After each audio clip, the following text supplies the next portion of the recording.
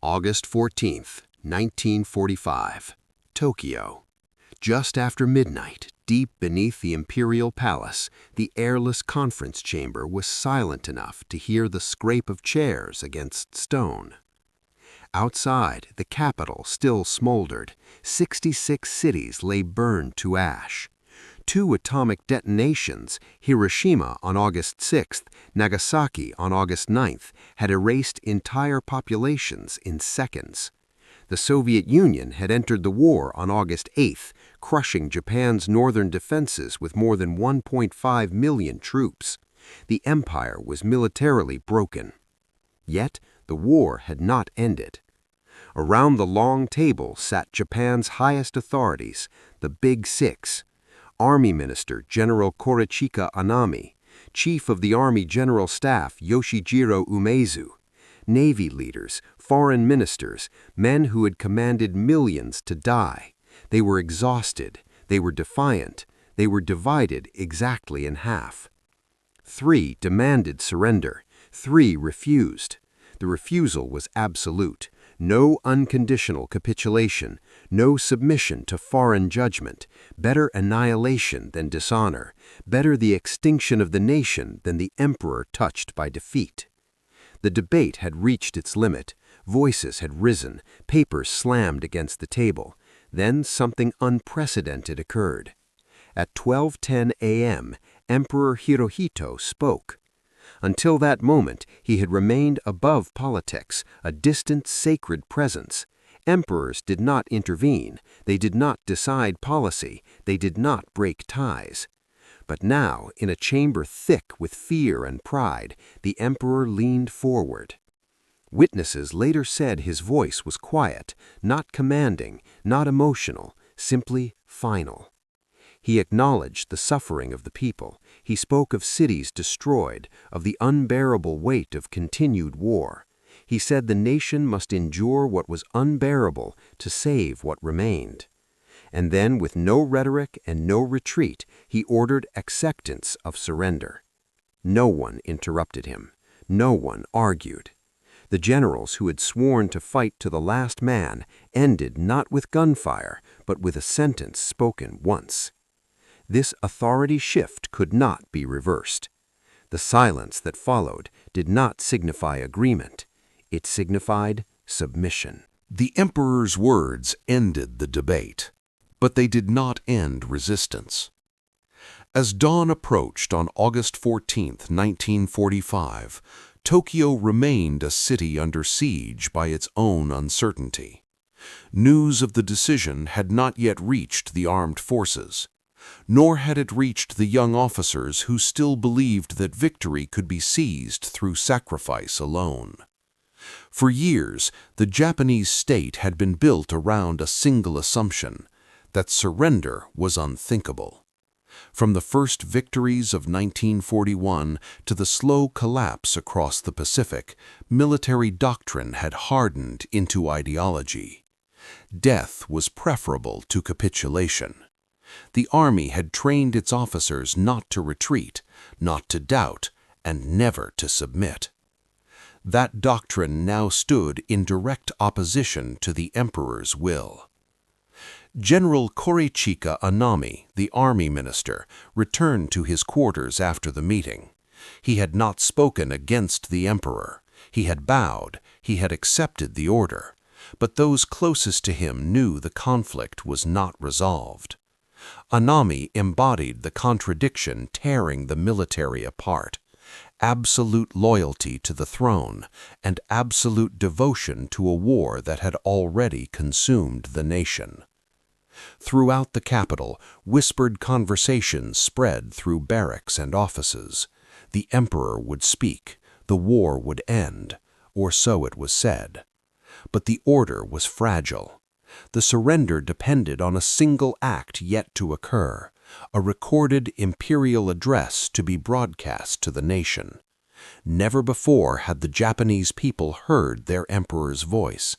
Never before had he spoken directly to them. The recording, once made, would be irreversible. If it were destroyed, the war could continue. By mid-morning, a group of junior officers from the Imperial Guard had reached a conclusion that would have been unthinkable days earlier. They believed the emperor had been misled. They believed civilian politicians had corrupted the decision, and they believed it was their duty to prevent surrender, by force if necessary. Their plan was simple: seize the Imperial Palace, find the recording, eliminate it, control the gates until loyal units can be mobilized. Shortly before 9 p.m., armed men moved through the palace grounds. They cut telephone lines. They confronted guards. They murdered Lieutenant General Takeshi Mori, commander of the Imperial Guard Division, when he refused to support them. Inside the palace, court officials hid the recording in lacquered containers, moving it from room to room as the night stretched on. The emperor himself remained protected, but the margin was perilously thin. Outside the walls, the city slept, unaware that the war's end depended on a single fragile disk and a handful of unmarked rooms. The coup failed not because of overwhelming force, but because of hesitation. The rebels could not bring themselves to move against the throne directly. Loyal commanders refused to join them. By dawn, the palace was secured. At 5 a.m., General Anami committed ritual suicide. He left no political manifesto, only a short note affirming loyalty to the emperor and an apology to the dead. At noon on August 15th, radios across Japan crackled to life. The emperor's voice, high and formal, filled the air. The silence that followed would last for generations. August 15th, 1945. Noon. Japan stood still. From Hokkaido to Kyushu, factories halted, trains slowed. In villages and cities, families gathered around radios, some kneeling, some weeping, before a sound had even emerged. Many did not understand the language of the court. None had ever heard this voice. The emperor spoke in classical Japanese, distant and restrained. He did not say the word surrender. He did not name defeat. He spoke of enduring the unendurable. He spoke of a war that had not developed in Japan's favor. He spoke of preserving the nation for the future. For the first time in history, the Japanese people heard their emperor as a man. Across the country, the reaction was not uniform. Some wept openly. Others sat in stunned silence. Veterans removed their caps and stared at the ground. Schoolchildren did not yet understand what had been lost. In military installations, the response was colder. Officers listened with rigid posture, waiting for a phrase that might offer ambiguity. None came. The order was clear. The war was over. Within hours, commands were transmitted to cease offensive operations. Units in China, Southeast Asia, and the Pacific Islands received fragmentary messages, some delayed by days. In isolated garrisons, soldiers refused to believe the broadcast was genuine. A few continued fighting into September. Some never accepted it at all. In Washington, the reaction was immediate and controlled. President Harry Truman announced victory with measured language, aware that the war's end had come through an unprecedented convergence of destruction and diplomacy. Allied planners began the rapid shift from invasion logistics to occupation administration. More than 5 million American servicemen were now being prepared for return, not assault. In Moscow, the calculation was colder. Soviet forces continued advancing into Manchuria, Korea, and Sakhalin, securing territory before the ceasefire could constrain them. Geography, not sentiment, governed their final movements. Within Japan, the consequences were intimate and brutal. On August 16th, senior military leaders began killing themselves, not out of protest, but out of compliance. Death was the final service they could offer the state they had failed. General Yoshijiro Umezu survived. Others did not. Civilians faced a different reckoning. Food shortages worsened, black markets expanded. Millions of soldiers were stranded overseas, uncertain if they would ever return. The empire that had promised glory had left only ruins. Yet order held. There was no nationwide uprising, no civil war, no last stand. The emperor had spoken once. No one dared speak against him again. This obedience, paradoxically, ensured survival. It allowed a defeated nation to transition intact, governed not by chaos, but by a single, undeniable authority. What would follow would not be peace. It would be a transformation. August 28, 1945. Atsugi Airfield, southwest of Tokyo. At 9:27 a.m., the first American transport planes touched down on Japanese soil. They arrived not under fire, but in silence. Armed escorts expected resistance. None came. The runways were intact. The soldiers were unchallenged. The surrender held. Less than a week later, on September 2, 1945, the formal end arrived in Tokyo Bay. The battleship USS Missouri lay anchored beneath a heavy sky. Representatives from 9 Allied powers stood on its deck. The cameras rolled. Documents were placed on the table. When Japan's delegation stepped forward, the moment carried no spectacle. Foreign Minister Mamoru Shigemitsu walked with a cane, his leg shattered years earlier by an assassin's bomb. General Yoshijiro Umezu stood beside him, expressionless, his uniform immaculate. At 9:08 a.m., they signed. The Empire of Japan ceased to exist as a belligerent power. The war that had begun with expansion and certainty ended with ink and quiet submission. No victory parade followed, no speeches from generals, only the slow realization across continents that the most destructive conflict in human history was finally over.